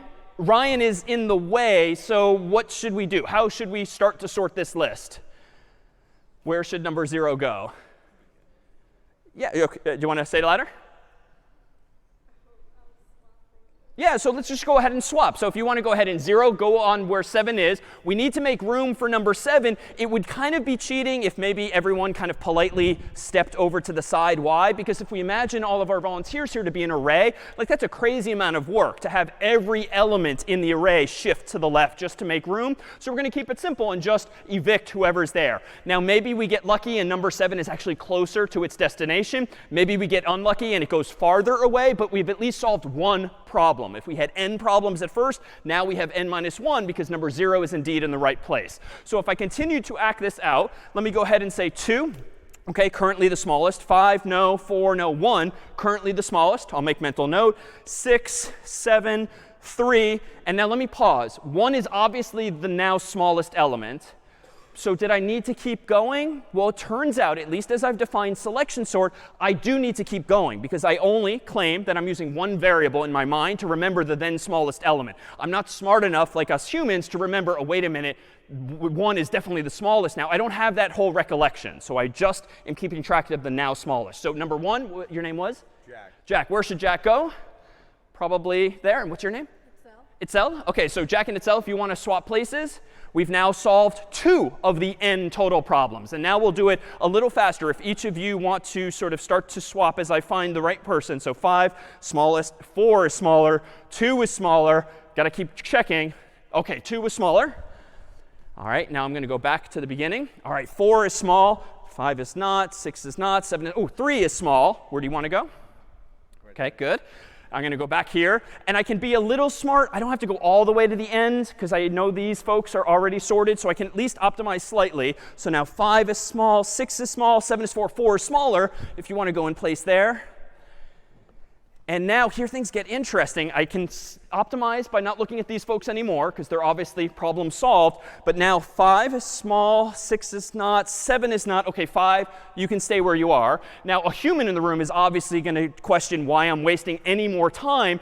But with selection sort, as I've defined it thus far, I still have to now check 6 is smallest, not 7. And now my final step, OK, they're all in place. So here, too, is this dichotomy between what we all have is this bird's eye view of the whole problem where it's obvious where everyone needs to go. But a computer implementing this with an array really has to be more methodical. And we're actually saving a step here. If we were really doing this, none of these numbers would be visible. All 8 of our volunteers would be inside of a locked door. And only then could we see them one at a time. But we're focusing now just on the sorting aspect. So let me just, before we do one other demonstration here, propose that what I really just did here in pseudocode was something like this. For I from 0 to n minus 1, keeping in mind that 0 is always the left of the array, n minus 1 is always the right end of the array. For I from 0 to n minus 1, I found the smallest number between numbers bracket I and numbers bracket n minus 1. And that's the very geeky way of expressing this optimization. I'm always starting from numbers bracket I, wherever I am, and then everything else to the right. And that's what was allowing me to ignore the already sorted volunteers. If, though, my last line says swap smallest number with numbers I think that implements what our humans were doing by physically walking to another spot. All right, so that then would be what we'll call selection sort. Let's go ahead and take a second approach here using an algorithm that I'm going to call bubble sort. But to do this, we need you all to reset to your original locations. We have a little cheat sheet on the board if you'd like to go back to this position here. And let me take a fundamentally different approach because I'm not really liking selection sort as is because it's kind of a lot of walking back and forth. And a lot of walking suggests like a lot of steps again and again. So what might I do instead? Well, bubble sort is going to have me focus a little more intuitively on just smaller problems. And let's see if this gets me somewhere else. So if I just look at this list without looking at everyone else, 7 and 2. This is obviously a problem. Why? Because you're out of order. So let's just solve one tiny problem first. So 7 and 2, why don't you swap? I know 2 is in a better place now because she's definitely lower, less than 7. So I think I can now move on. 7 and 5, problem. So let's solve that. 7 and 4, problem. Let's solve that. 7 and 1, let's solve that. 7 and 6, let's solve that. 7 and 0, solve that. 7 and 3, solve that. OK, done. Sorted, right? All right, obviously not if you just glance at these numbers here. But we have fundamentally taken a bite out of the problem. 7 is indeed in the right place. So we maximally have n minus 1 other problems to solve. So how do I do this? I think I can just repeat the same logic. Let me go over here. 2 and 5, good. 5 and 4, no. 5 and 1, no. 5 and 6, yes. 6 and 0, no. 6 and 3, no. So now we've solved 2 of the problems. And what's nice about bubble sort, at least as a glance, it's nice and simple, it's nice and local, and you just keep incrementally solving more and more problems. So let's go ahead and do this again, and we can do it faster. 2 and 4 we know are good. 4 and 1, 4 and 5, 5 and 0, 5 and 3, 5 and 6, 6 and 7. Good. So we go back. 2 and 1. Now another problem solved. 2 and 4, 4 and 0. 4 and 3, 4 and 5, 5 and 6, 6 and 7. And so notice, too, as per its name, the largest elements have bubbled their way up to the top. And that's what seems to be happening just as we're fixing some remaining problems. So almost done. 1 and 2, 2 and 0, 2 and 3, 3 and 4, 4 and 5, 5 and 6, 6 and 7. Almost done. Obviously, to us humans, it looks done. How do I know as the computer for sure? What would be the most surefire way for me to now? Oh, it's not done. Sorry. That's a bug. OK, 1 and 0. OK, 1 and 2, 2 and 3, 3 and 4, 4 and 5, 5 and 6, 6 and 7. OK, so now it's obviously sorted to the rest of us on stage. How could I confirm as much as code? Right? You're doing it with your mind, just glancing at this. How would the computer, the code, know for sure that this list is now sorted? Yeah. Let's do it one more time and draw what conclusion? Yeah, let's do it one more time, even though it's a little wasteful. But logically, if I go through the whole list, comparing pairs again, again, and again, and I don't do any work that time, now it's obviously logically safe to just stop, because otherwise I'm wasting my time doing the same thing again and again if no one's actually moving. So I'm afraid we don't have Monopoly games for all of you, but we do have 8 stress balls. And a round of applause, if we could, for our volunteers. If you want to put your numbers on the shelf there. So if we consider for a moment, thank you so much. Sure. Thank you. Thanks. Sure. So if we consider now these 2 algorithms, which one is better? Any intuition for whether selection sort the first is better or worse than bubble sort the second? Any thoughts? Yeah? OK. So bubble sort seemed like less work, especially since I was focusing on those localized problems. Other intuition? Selection sort versus bubble sort?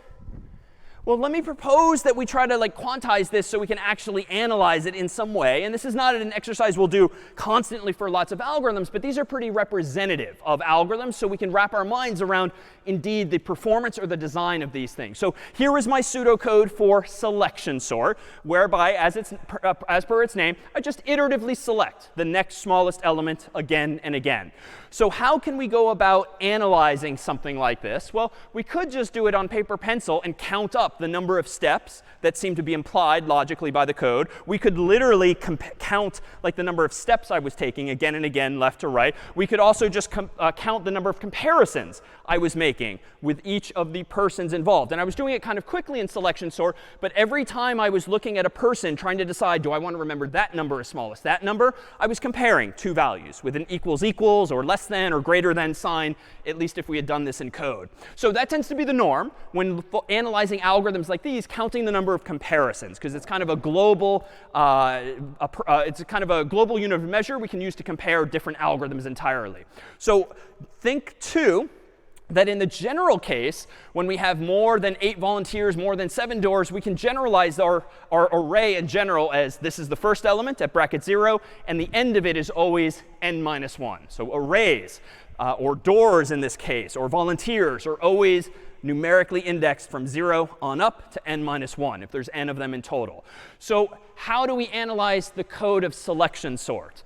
Well, how many steps did it take me to find the first smallest element? Or more precisely, how many comparisons did I need to make when I walked left to right to find our first smallest person, which ended up being 0? How many comparisons did I do when walking left to right? If there were 8 people on stage, how many total comparisons did I do? Like if there's 8 people, I compared these folks, then like this person, yeah. Yeah, so 7 total, right? Because if there's 8 people on stage, you can only do 7 comparisons total, because otherwise you'd be comparing one number to itself. So it seems like in the general case, if you've got n numbers that you're trying to sort, finding the smallest element first takes n minus 1 comparisons. Maybe n total steps left to right, but the number of comparisons, which I claim is just a useful unit of measure, is n minus 1. How about finding the next smallest person? How many steps did it take me to find the next smallest number, which ended up being the number 1? Yeah. Yeah, so just n minus 2. Why? Because I'd already solved one problem. Someone was already in the right position. It would be silly to keep counting them again and again. So I can whittle down my number of comparisons for the next pass to n minus 2. The third pass, to find the third smallest number, would be n minus 3. And then dot, dot, dot. Presumably this story, this formula, ends when you have just one final pair, the people at the end to compare. So if this is looking a little reminiscent of some kind of recurrence from high school or high school math or physics or the like, let me just stipulate that if you actually do out this math and generalize it, that is the same thing as n times n minus 1 divided by 2. And if you're rusty on that, no big deal. Just kind of commit to memory that anytime you add up this kind of series, something plus something slightly smaller plus something slightly smaller, each of which differs by 1, you're going to get this formula, n times n minus 1 over 2. If we, of course, multiply that out, that's really n squared minus n all divided by 2. If we keep multiplying it out, that's n squared divided by 2 minus n over 2. And now we have kind of a vocabulary with which we can talk about the efficiency, the design of this algorithm. But honestly, I don't really care about this level of precision, like n squared divided by 2 minus n divided by 2. As n gets really large, which of these symbols, which of these terms is really going to dominate, become the biggest influencer on the total value of steps?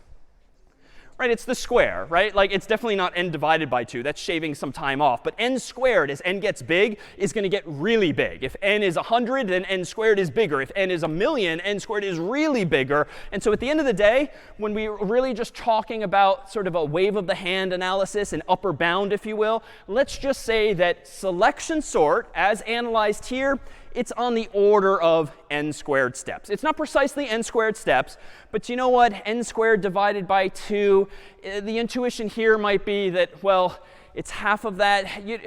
N squared is what really matters as n gets really, really large. And that's when you start thinking about and trying to solve the Google problems of the world. When n gets large, that's when you have to be smarter than just sort of naive implementations of any algorithm. So where then does this algorithm fall into this categorization here? Well, n squared, it turns out, is on the order of n squared steps in the worst case, whether it's sorted or not. It turns out, though, lower bound, if we consider this same code, suppose the best case scenario, like our 8 volunteers came up on stage, and just because they already sorted themselves, so 0 through 7, suppose they just happened to be in that state. How many steps would selection sort take to sort an already sorted list of volunteers? Any intuition? Yeah. Would it still be n? So for the first pass, it would still be 7 for the first pass across the humans, because even though, yeah, I'm claiming 0 is here, I don't know that 0 is the smallest until I make my way all the way over there, doing all 7 comparisons. OK, fine. First pass took 7, or more generally, n minus 1 steps. What if I look for the next smallest element, and the humans in this story are already sorted 0 through 7? Well, yes, the number 1's here, and I see them first. But I don't know they're the smallest until I compare against everyone else, get to the end of the list, and realize, oh, well, that was stupid. I already had the smallest person in hand then. And so this pseudocode, this implementation of selection sort, is sort of fixed like this. There's no special case that says, if already sorted, quit early. It's always going to take n squared steps. And so in this case, if we borrow our jargon from earlier, using omega notation, just to be clear, selection sort is also going to be in this incarnation an omega of n squared. Because even in the best case where the list is already sorted, you're going to waste a huge amount of time essentially verifying as much or discovering as much, even though we humans, of course, could see it right away. So selection sort would seem to take both n squared steps in the worst case n squared steps in the best case. And so you know what? We can use our theta terminology for that. Here would be an algorithm, just like counting earlier, that always takes n squared steps, no matter whether the array is sorted or not from the get-go. All right, so hopefully we can do better. And someone proposed earlier that bubble sort felt like it was using fewer steps. Well, let's consider that next. With bubble sort, we had this pseudocode, I claim, whereby, let's focus on the inside of the code first. Down here, what was I doing? For I from 0 to n minus 2. That's curious. We've never seen n minus 2 before, but I asked this question. If numbers bracket I and numbers bracket I plus 1 are out of order, swap them. So that was when I was pointing at our first two volunteers here. I saw that they were out of order, so I swapped them. How come I'm doing that again and again up to n minus 2, though, instead of n minus 1, which we've always used up until now as our rightmost boundary? Any intuition for why I'm doing this from 0 to n minus 2? Yeah.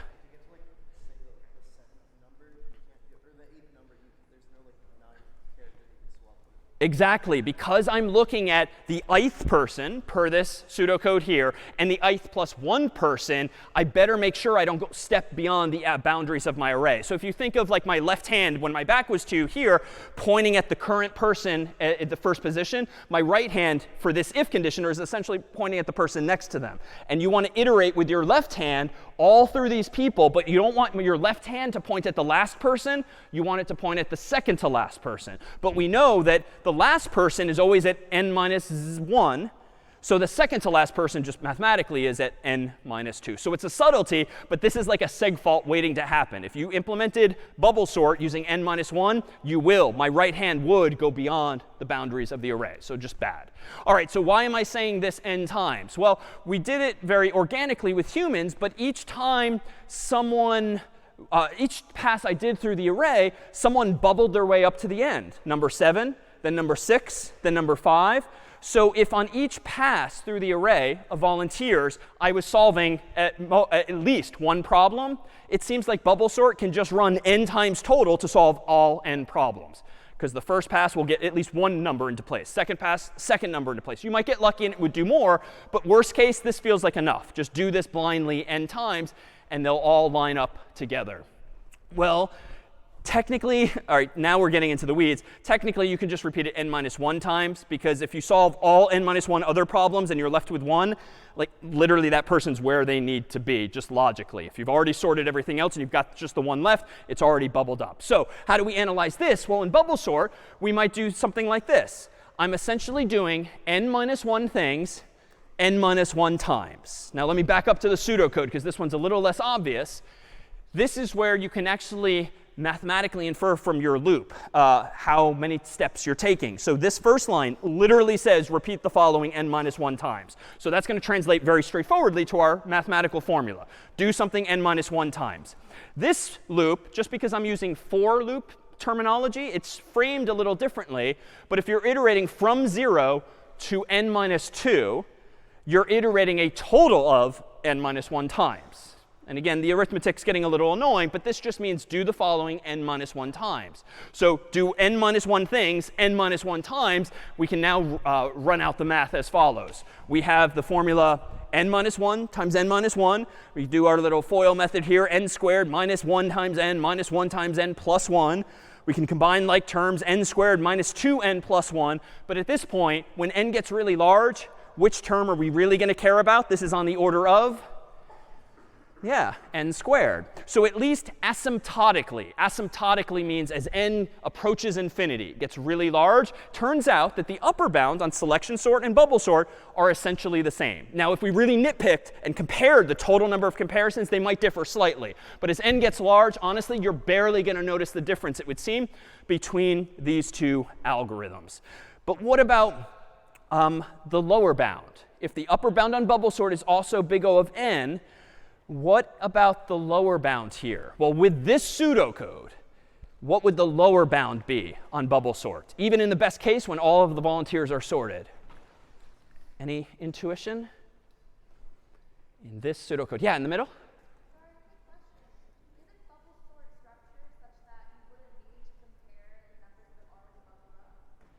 Good question. Isn't bubble sorts designed such that you wouldn't need to compare numbers that have already bubbled up? That's what's happening here in the middle implicitly. I'm always going from left to right.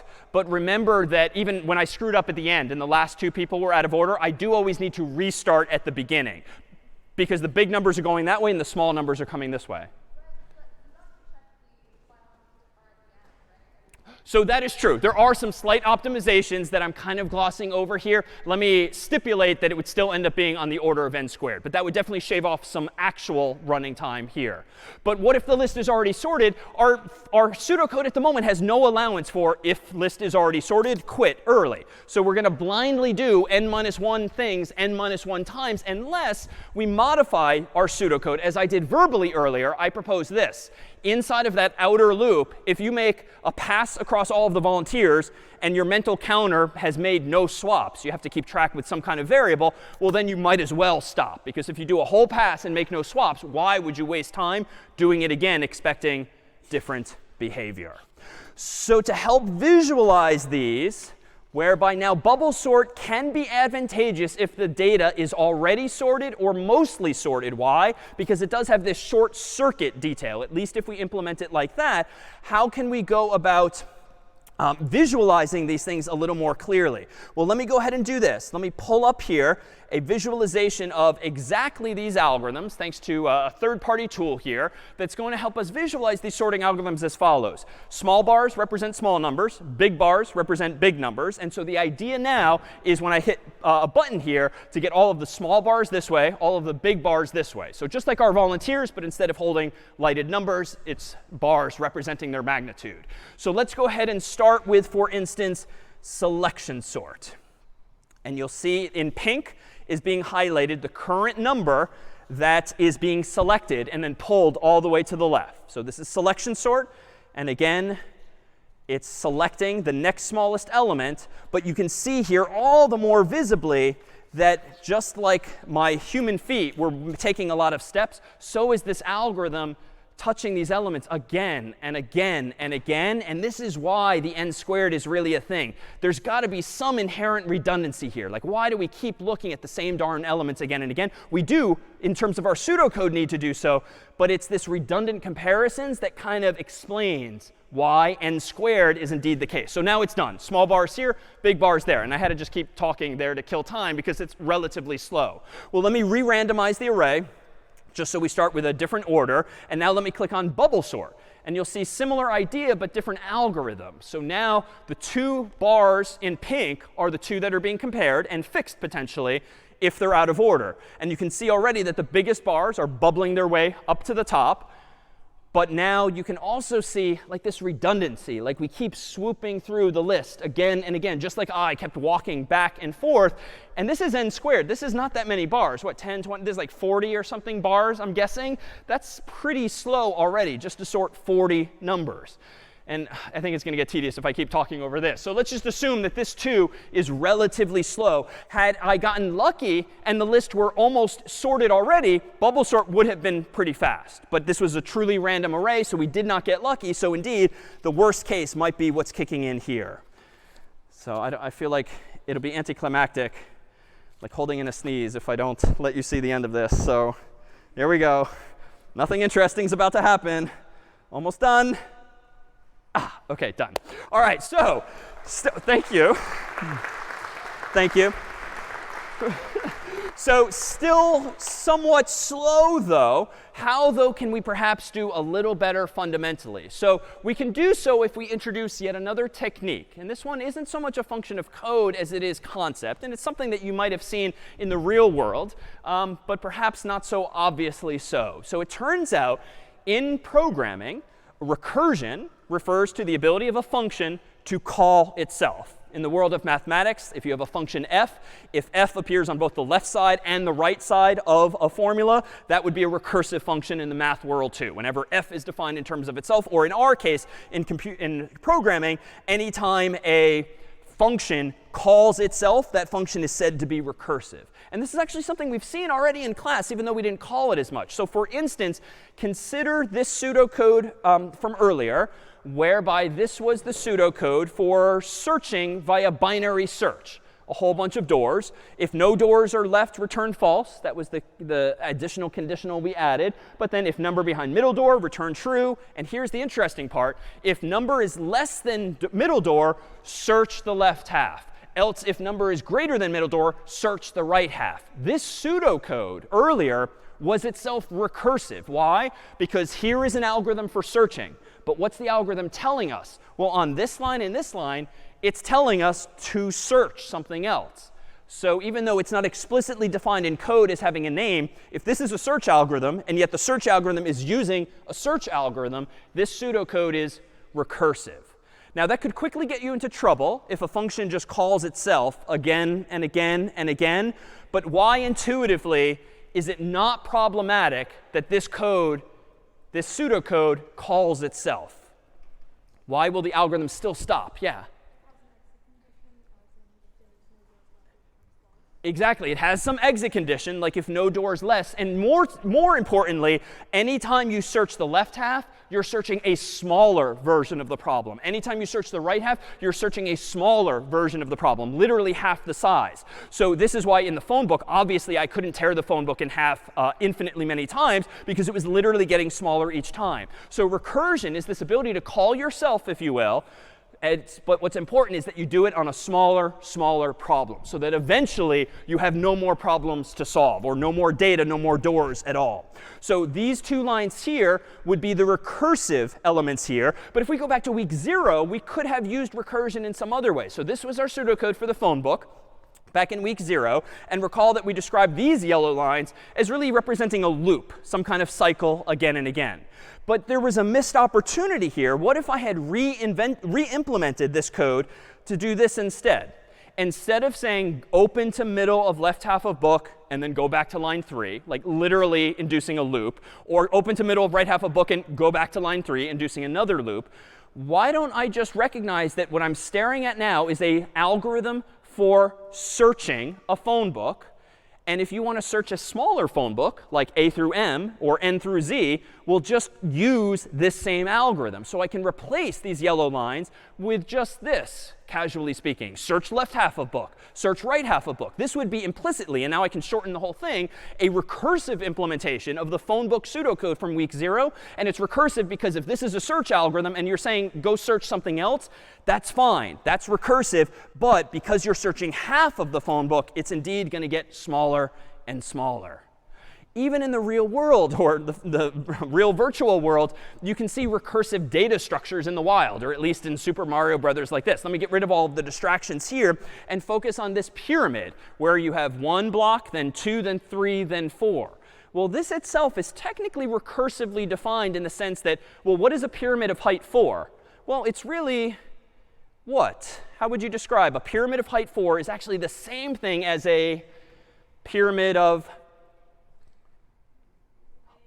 height 3 plus 1 additional layer. Well, what's a pyramid of height 3? Well, it's technically a pyramid of height 2 plus 1 additional layer. And so even physical structures can be recursive if you can define them in terms of itself. Now, at some point, you have to say that if the pyramid is of height 1, there's just 1 block. You can't forever say it's defined in terms of a height -1, -2. You would never stop. So you have to kind of have a special case there. But let's go ahead and translate something like this, in fact, to code. Let me go back to VS Code here, and let me implement a program called iteration that refers to a loop iterating. And let me implement a very simple pyramid like that. So let me go ahead and include the CS50 library. I'll include our standard io.h, int main void, no command line arguments today. And let's go ahead and do this. Let's declare a variable called height, ask the human for the height of this pyramid. And then let's go ahead and draw a pyramid of that height. Now, of course, draw does not yet exist, so I'm going to need to invent the draw function. Let me go ahead and define a function that doesn't have a return value. It's just going to have side effects. It's just going to print bricks on the screen, call draw, and it takes in an integer n as its input. And how am I going to implement this? Well, again, I want to print 1 block, then 2, then 3, then 4. That's pretty straightforward, at least once you're comfortable with loops. Let me go back to the code here. Let me go ahead and say for int I gets 0, I is less than n, I plus plus. And that's going to iterate essentially row by row. And on each row, I want to print out 1, then 2, then 3, then 4 bricks. But I'm iterating from 0 to 1 to 2 to 3. So I think that's OK. I can just say something like for int j gets 0. J, let's be clever about this, is less than I, j plus plus. And now let me go ahead and inside of this loop, I think I can get away with just printing out a single hash sign. But then outside of that loop, similar to last week, I'm going to print my new line separately. So a little non-obvious at first, but this outer loop iterates row by row, line by line, if you will. And then the inner loop just makes sure that when I equals 0, let's see. Oh, nope, there's a bug. I need to make sure that it's j is less than I plus 1. So when I is 0 on my first line of output, I'm going to print out 1 brick. When I is 1, I'm going to print out 2 bricks, and so forth. So let me go ahead and run make iteration. All right. And now seems to compile. Uh-oh. Implicit declaration of function draw. So I'm making week 1 mistakes again. What? Say again? Yeah, the prototype is missing. I didn't declare it at the top. That's an easy fix, and the only time really it's OK and necessary to copy paste. Let me copy the function's declaration there, end it with a semicolon, so that Clang now knows that draw will exist. Make iteration. Now it works. Thank you. /iteration. We'll type in something like 4, and there we have it. Our pyramid of height 1, 2, 3, 4 that looks pretty similar to this, albeit using hashes. So that's how we would have implemented this like 2 weeks ago in week 1, maybe last week, but just using arrays. But let me propose that we could do something recursively instead. Let me close this version of the code, and let me go back to VS Code and open up recursion.c just to demonstrate something recursively. And I'll do it incorrectly deliberately the first time. So let me include cs50.h. Let me include standardio.h. Let me do int main void. And let me just blindly draw a pyramid initially of height 1. But now in my draw function, let me re-implement it a little differently. So my draw function this time is still going to take a number n, but that's how many hashes it's going to print. So let's do for int I gets 0, I is less than n, I plus plus. Then let's go ahead and print out a single hash mark here. And then after that, let's print out the end of the line, just as before. But now this, of course, is only going to draw a single row. It's going to print out 1 hash or 2 hashes or 3 hashes, but only on 1 line. Let me now incorrectly, but just kind of curiously say, all right, well, if this draws a pyramid of height 1, let's just use ourselves to draw a pyramid of height n plus 1. So the first time I call draw, it will print out 1 hash. Then the second time I call draw, it will print out 2 hashes, then 3, then 4. So we're kind of laying these bricks down from top to bottom. Make recursion. Whoops, I screwed up again. So let's copy the prototype here. Let's put this down over here, semicolon. Let's do this again. Make recursion. All right, all good. /recursion. And now let me increase the size of my terminal window just so you can see more of the output. And here we have. OK, bad, but thank you. So we have an infinitely tall pyramid, and it's just flying across the screen, which is why it looks kind of like a mess. But I printed out a pyramid of height 1, and then 2, and then 3, and then 4. And unfortunately, what am I lacking? Any sort of quit condition, any kind of condition that says, wait a minute, when it's too tall, stop altogether. So this is an infinite loop, but it's not a loop. It's a recursive call. And actually, doing this in general is very bad. We'll see next week that if you call a function too many times, you can actually trigger yet another of those segmentation faults, because you're using too much memory, essentially. But for now, I haven't triggered that yet. Control-C is your friend to cancel. And as an aside, if you're playing along at home or play with this code later, I actually cheated here. We have a special Clang configuration feature that prevents you from calling a function like that and creating a problem. I overrode it just for demonstration's sake. But odds are at home you wouldn't be able to compile this code yourself. But let me do a proper version recursively of this code as follows. Let me go back into the code here, let me go ahead and not just blindly start drawing 1, then 2, then 3 layers of bricks. Let me prompt the human as before for the height of the pyramid they want using our getInt function. And now let me call draw of height again. So now I'm going back to the loop-like version. But instead of using a loop now, this is where recursion gets rather elegant, if you will. Let me go ahead and execute and code the draw function as follows. Per your definition, if a pyramid of height 4 is really just a pyramid of height 3 plus another row, well, let's take that literally. Let me go back to my code. And if you want to draw a pyramid of height 4, well, go right ahead and draw a pyramid of height 3 first, or more generally, n minus 1.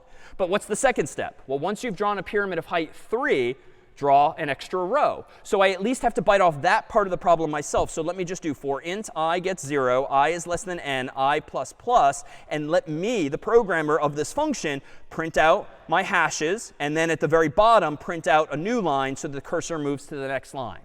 But this is kind of elegant now, I dare say, in that draw is recursive, because I'm literally translating from English to C code this idea that a pyramid of height 4 is really just a pyramid of height 3. So I do that first. And I'm sort of trusting that this will work. Then I just have to lay one more layer of bricks, 4 of them. So if n is 4, this is just a simple for loop a la week 1 that will print out an additional layer. But this, of course, is going to be problematic eventually. Why? It's not done yet, this program. How many times will draw call itself in this model? Infinitely many times. Why?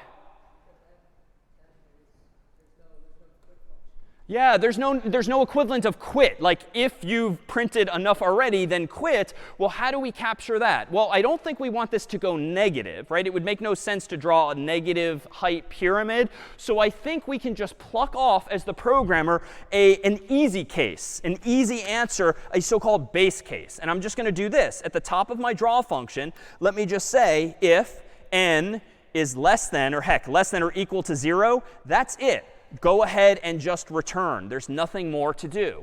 And that simple condition, technically known as a base case, will ensure that the code doesn't run forever. Why? Well, suppose that draw is called with an argument of 4. 4 is, of course, not less than 0, so we don't return. But we do draw a pyramid of height 3. And here's where things get a little mentally tricky. You don't move on to line 20 until draw has been called. So when draw is called with an argument of 3, it's as though you're executing from the top of this function again. 3 is not less than 0, so what do? You draw 2. OK, how do you draw 2? Well, 2 is not less than 0, so you don't return. So you draw 1. Gotta be careful here. Draw 1, and now we go ahead back to the beginning. How do you draw 1? Well, 1 is not less than 0, so you don't return. You draw height 0. How do you draw height 0? Wait a minute. 0 is less than or equal to 0, and you return. And so it's kind of like this mental stack, this to-do list. You keep postponing executing these lower lines of code because you keep restarting the draw function until finally one of those function calls says there's nothing to do, return. And now the whole thing starts to unravel, if you will, and you pick back up where you left off. And this is perhaps the best scenario. We won't do it in class, but if you'd like to wrestle through this on your own, using debug 50 to keep stepping into each of those lines logically, you'll see exactly what's actually happening. So let me go to my terminal and do make recursion, which is now this correct version of the code, /recursion. Let's type in a height of 4, and voila, now we have that same pyramid, not using iteration per se, though admittedly we're using iteration to print the additional layer. We're now using draw recursively to print all of the smaller pyramids that need come before it. No, question is, can you only use recursion with a void function? No, not at all. In fact, it's very common to have a return value, like an integer or something else, so that you can actually do something constructively with that actual value. Other questions on this? Say a little louder. When is line 21 getting executed? So if you continue to unwrap, let me scroll down a bit more so you can see the top of the code. So line 21 will be executed once line 19 is done executing itself. Now, in the story I told, we kept calling draw again again. But as soon as one of those function calls, where n equals 0, returns immediately, then we don't keep drawing again and again. So now if you kind of think of the process as reversing, then you continue to line 21. Then line 21 again. Then line 21 again. And as the sort of logic unravels. And next week, we'll actually paint a picture of what's actually happening in the computer's memory. But for now, it's very similar to the pseudocode for the phone book. You're just searching again and again. But you're waiting until the very end to get back the final result. Google now, whom I keep mentioning by coincidence today, is full of programmers, of course. Here's a fun exercise. Let me go back to a browser. I'm going to go ahead and search for recursion, because I want to learn a little something about recursion. Here is kind of an internet meme or joke. If I zoom in here, the engineers at Google are kind of funny. See why? There we go. Yes? Yes, this is recursion. And there's going to be so many memes you'll come across now where recursion, like if you've ever pointed a camera at the TV that's showing the camera and you sort of see yourself or the image again and again, that's really recursion. And in that case, it only stops once you hit the base case of a single pixel. But this is a very funny joke in some circles when it comes to recursion and Google. So how can we actually use Google, or rather, how can we actually use recursion constructively? Well, let me propose that we actually introduce a third and final algorithm for sorting that hopefully does better than the two sorts thus far. We've done selection sort and bubble sort. Bubble sort we liked a little better, at least insofar as in the best case where the list is already sorted. Bubble sort's at least smarter, and it will actually terminate early, giving us a better lower bound in terms of our omega notation. But it turns out that recursion, and this is not necessarily a feature of recursion, but something we can now leverage. It turns out using recursion, we can take a fundamentally different approach to sorting a whole bunch of numbers in such a way that we can do far fewer comparisons and ideally speed up our final results. So here is the pseudocode for what we're about to see for something called merge sort. And it really is this terse. Sort the left half of numbers. Sort the right half of numbers. Merge the sorted halves. Right? This is almost sort of nonsensical because if you're asked for an algorithm to sort and you respond with, well, sort the left half, sort the right half. Like that's being sort of difficult because, well, I'm asking you for a sorting algorithm. You're just telling me to sort the left half and the right half. But implicit in that last line, merging, is a pretty powerful feature of this sort. Now, we do need another base case at the top. So let me add this. If we find ourselves with a list, an array of size 1, well, that array is obviously sorted. If there's only one element in it, there's no work to be done. So that's going to be our base case, but allowing us now in just these, 6 lines of pseudocode to actually sort some elements. But let's focus first on just a subset of this. Let's consider for a moment what it means to merge sorted halves. So Carter has wonderfully come up to volunteer here just to help us reset these numbers. Suppose that in the middle of the story we're about to tell, we have two sorted halves. I've already sorted the left half of these numbers. And indeed, 2, 4, 5, 7 is sorted from smallest to largest. And the right half appears to be already sorted. 0, 1, 3, 6, already sorted. So in my pseudocode, we're already done sorting the left half and the right half somehow. But we'll see how in a moment. Well, how do I go about merging these two halves? Well, because they're sorted already, and you want to merge them in order, I think we can flip down. We can hide all but the first numbers in each of these sublists. So here we have a half that starts with 2. And I don't really care what the other numbers are because they're clearly larger than 2. I can focus only on 2. And 0, too. 0 also. We know that 0 is the smallest there. So let's just ignore the numbers that Carter kindly flipped down. So how do I merge these two lists into a new sorted larger list? Well, I compare the 2 on my left with the 0 on my right. Obviously, which comes first? The 0. So let me put this down here. And Carter, if you want to give us the next element. Now I have two sorted halves, but I've already plucked 1 off. So now I compare the 2 against the 1. 1 obviously comes next. So I'm going to take out the 1 and put it in place here. Now I'm going to compare the two halves again. 2 and 3, which do I merge first? Obviously, the 2 comes next. And now notice, each time I do this, my hands are theoretically making forward progress. I'm not doubling back like I kept doing with selection sort or bubble sort, back and forth, back and forth. My fingers are constantly advancing forward, and that's going to be a key detail. So I compare 4 and 3. 3, obviously. I compare 4 and 6. 4, obviously. I compare 5 and 6, 5 obviously, and then I compare 7 and 6, 6 of course, and then lastly we have just one element left. And even though I'm kind of moving awkwardly as a human, my hands technically were only moving to the right. I was never looping back, doing something again and again. And that's perhaps the intuition and just enough room for the 7. So that then is how you would merge two sorted halves. We started with left half sorted, right half sorted, and merging is just like what you would do as a human. And Carter just flipped the numbers down, so our focus was only on the smallest elements in each.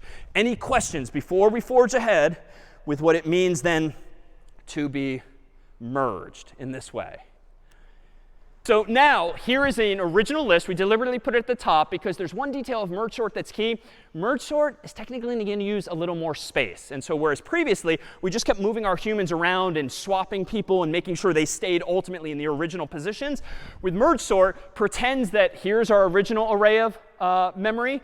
I'm going to need at least one other array of memory. And I'm going to cheat and I'm going to use even more memory. But technically, I could actually go back and forth between one array and a secondary array. But it is going to take me more space. So how do I go about implementing merge sort on this code? Well, let's consider this. Here's an array of size 8. If only one number quit, obviously not applicable. So let's focus on the juicy part there. Sort the left half of the numbers. All right, how do I sort the left half of the numbers? I'm going to just nudge them over just to be clear which is the left half. Here is now a sub list of size 4. How do I sort the left half?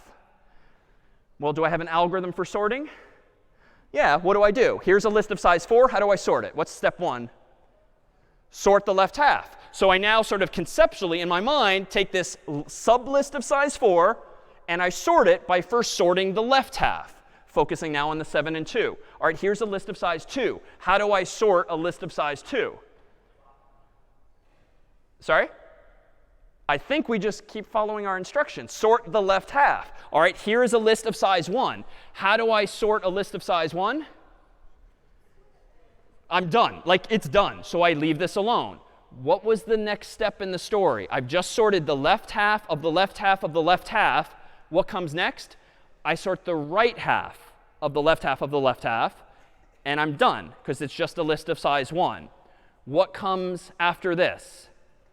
Merge. So this is where it gets a little trippy, because you have to remember where we're pausing the story to do things recursively again and again. But if I've just sorted the left half and I've just sorted the right half, now I merge them together. This is a super short list, so we don't need Carter's help here as before. But I think the first number I take here is the 2.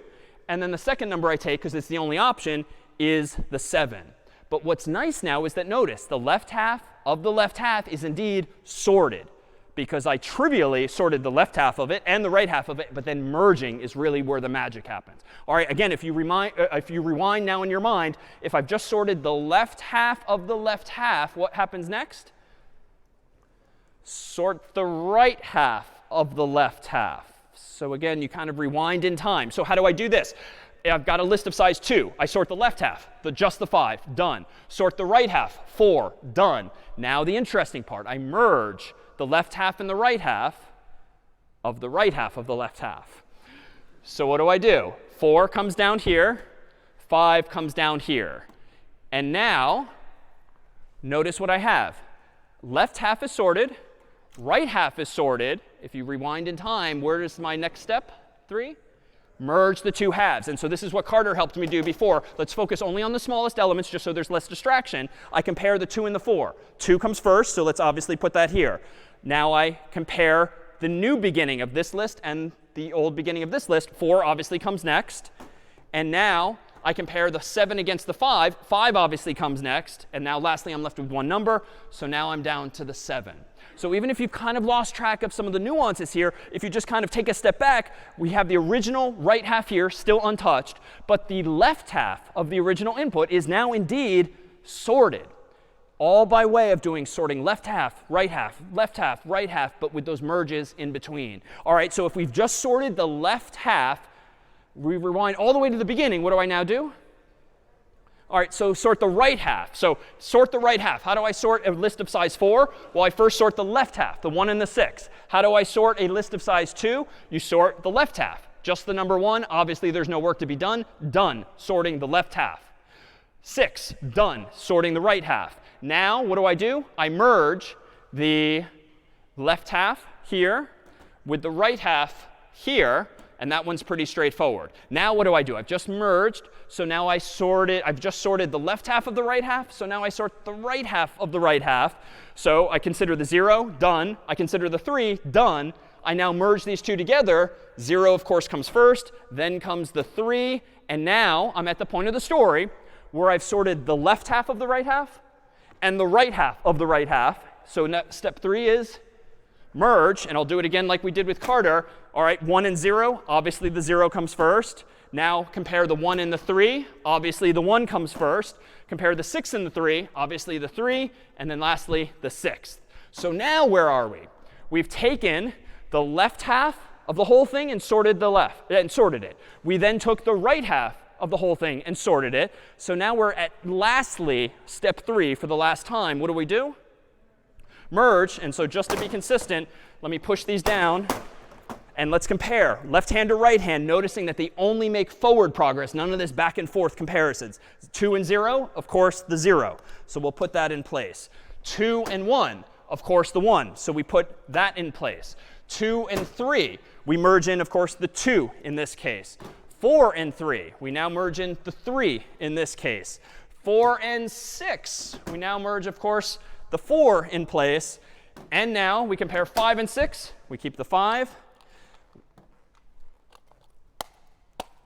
Bug. OK, well, pretend that the 5 is on. Oh, this is why. All right, so now we compare the 7 and the 6. 6th is gone. And lastly, 7 is the last one in place. And even though I grant that of all the algorithms, this is probably the hardest one to stay on top of, especially when I'm doing it as a voiceover, realize that what we've just done is only those 3 steps recursively. We started with a list of size 8. We sorted the left half. We sorted the right half. And then we merged the two together. But if you go down each of those rabbit holes, so to speak, sorting the left half involves sorting the left half of the left half and the right half of the left half, and so forth. But this germ of an idea of really dividing and conquering the problem, not such that you're having the problem and only dealing with one half. Clearly, we're sorting one half and the other half and merging them together ultimately. It does still lead us to the same solution. And if we visualize the remnants of this now, if I depict this as follows, where on the screen here, you see where the numbers originally started in the top row from left to right. Essentially, even though this is in a different order, I divided that list of size 8 ultimately into 8 lists of size 1. And that's where the base case kicked in and just said, OK, we're done sorting that. And after that, logically, I merged 2 lists of size 1 into many lists of size 2. And those lists of size 2 into lists of size 4. And finally, the lists of size 4 into one big list sorted of size 8. And so I put forth this picture with the little line indicators here because how many times did I divide in half? Or really double, double, double. So exponent is the opposite. Oh, spoiler. How many times did I divide? So 3 concretely. But if there's 8 elements total and there's n more generally, it really is a matter of dividing and conquering log n times. You start this, and you can divide 1, 2, 3 times, log n times. Or conversely, you can start here and exponentially double, double, double 3 times, which is log n. But on every row, every shelf, literally, I made a fuss about pointing my hands only from the left to the right, constantly advancing them, such that every time I did those merges, I touched every element once and only once. There was none of this back and forth on stage. So if I'm doing something log n times, or if I'm doing rather n things log n times, what would be our big O formula perhaps? N things log n times? Yeah, so n log n. The order of n log n is indeed how we would describe the running time of merge sort. And so of all of the sorts thus far, we've seen that merge sort here actually is n log n, which is strictly better than n squared, which is where both selection sort and bubble sort landed. But it's also slower than linear search, for instance. But you would rather expect that. If you have to do a lot of work up front sorting some elements versus just searching them, you're going to have to put in more effort. And so the question of whether or not you should just search something blindly with linear search and not bother sorting it really boils down to can you afford to spend this amount of time? And if you're the Googles of the world, odds are you don't want to be searching their database linearly every time. Why? Because you can sort it once and then benefit millions, billions of people subsequently using something like binary search, or frankly, in practice, something even fancier and faster than binary search. But there's always going to be this trade-off. You can achieve binary search only if the elements are sorted. How much does it cost you to sort them? Well, maybe n squared if you use some of the earlier algorithms. But it turns out n log n is pretty fast as well. So at the end of the day, these running times involve trade-offs. And indeed, in merge sort 2, I should note that the lower bound on merge sort is also going to be omega of n log n. As such, we can describe it in terms of our theta notation, saying that merge sort is indeed in theta of n log n. So generally speaking, probably better to use something like merge sort or some other algorithm that's in n log n. In practice, most programmers are not implementing these sorting algorithms themselves. Odds are they're using a library off the shelf that themselves have made the decision as to which of these algorithms to do. But generally speaking, and we're seeing now this for the first time, if you want to improve time, like use less time, write faster code, you've got to pay a price. And that might be your human time. Just takes you more time to code up something more sophisticated, more difficult to implement. Or you need to spend something like space. And as these shelves suggest, that too is one of the key details of merge sort. You can't just have the elements swapping in place. You need at least an auxiliary array so that when you do the merging, you have a place to put them. And this is excessive, this amount of memory. I could have just gone back and forth between top shelf and bottom shelf, but it's a little more interesting to go top down. But you do need more space. Back in the day, decades ago, space was really expensive. And so you know what? It might have been better to not use merge sort, use bubble sort or selection sort even, or some other algorithm altogether. Nowadays, space is relatively cheap, and so these are more acceptable trade-offs. But it totally depends on the application. The very last thing we thought we'd do is show you an actual comparison of some of these sorting algorithms. It's about 60 seconds long, and it will compare for you selection sort, bubble sort, and merge sort in parallel, simultaneously, with some fun sorting music, showing you ultimately what it really means to be an O of n squared, or better yet, big O of n log n. Selection on the top, bubble on the bottom, merge in the middle.